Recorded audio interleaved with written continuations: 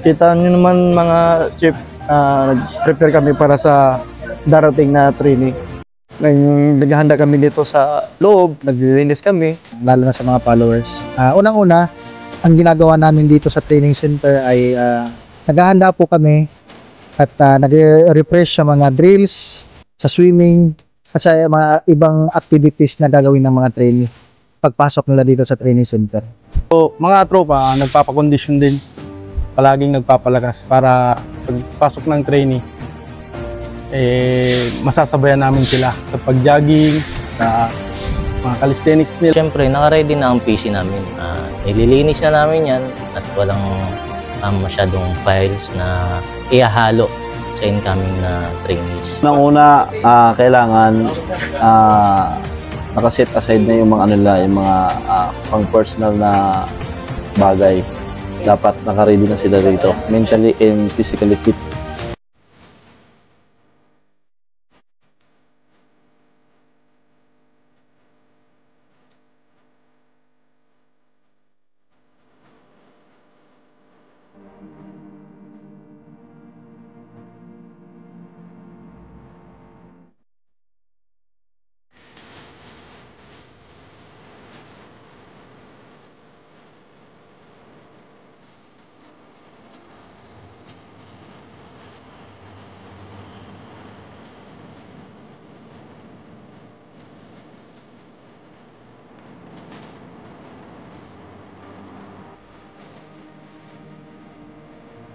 What's up mga ka-WPS, mag-interview tayo ngayon ng mga sinapin natin DI na alam naman natin na mga future coast guardian natin at yung mga personnel natin ay talaga nanggaling dito sa loob ng training center. Okay, so mag-interview tayo ng mga CI dito o anong masasabi nila. Okay? Sir, may katanungan lang ako na ano-ano mga paghahanda nyo na maituturo sa mga future coast guardian at future trainees natin dito sa Regional Training Center Taguig.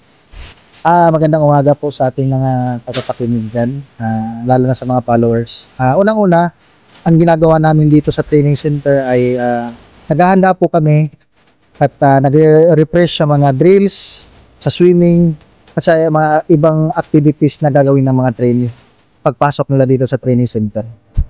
So sa tingin nyo sir, ang pagiging patience nyo na ituro sa kanila lahat ng mga nalalaman nyo bilang isang DI at may transfer sa mga trainee na maging snappy sila paglabas nila sa training center?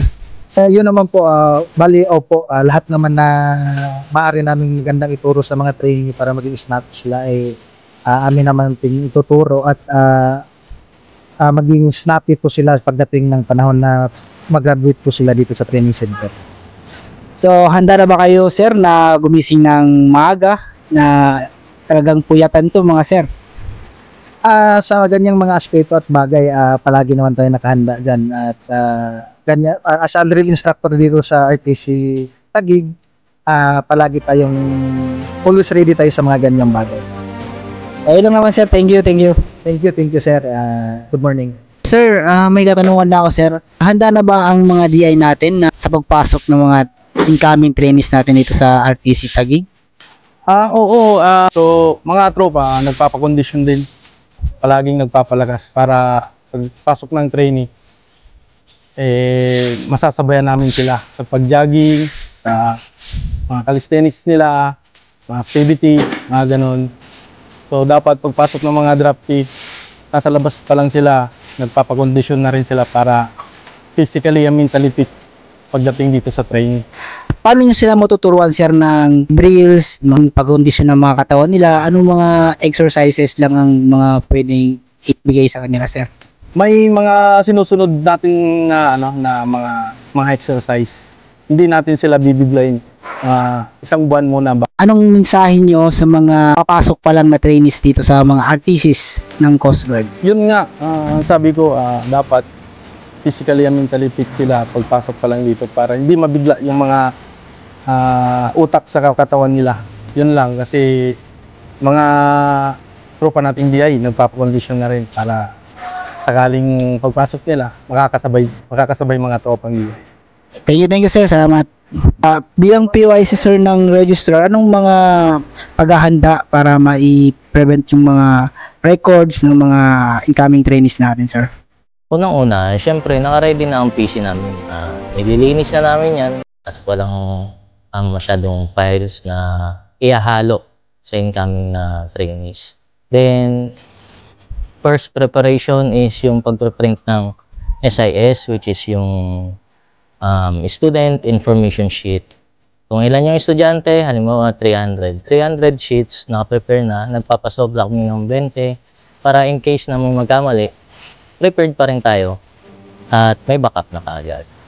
Then, syempre, sa grades naman, during na ng duration ng course, prepared na dapat yung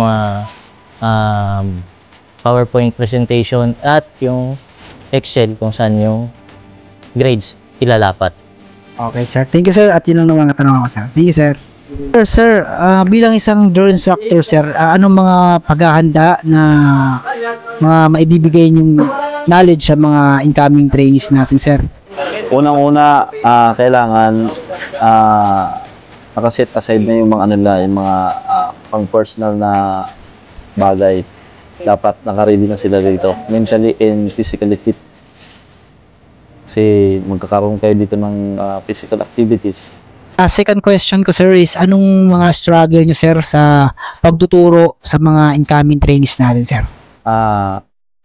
Kasi lahat ng sa 100 trainees, example, na pumapasok, hindi pare-parehas ng lakas. Ngayon, kailangan ma-hit namin yung duration of time na at the end of the duration of training, kailangan pare-pareho silang lakas.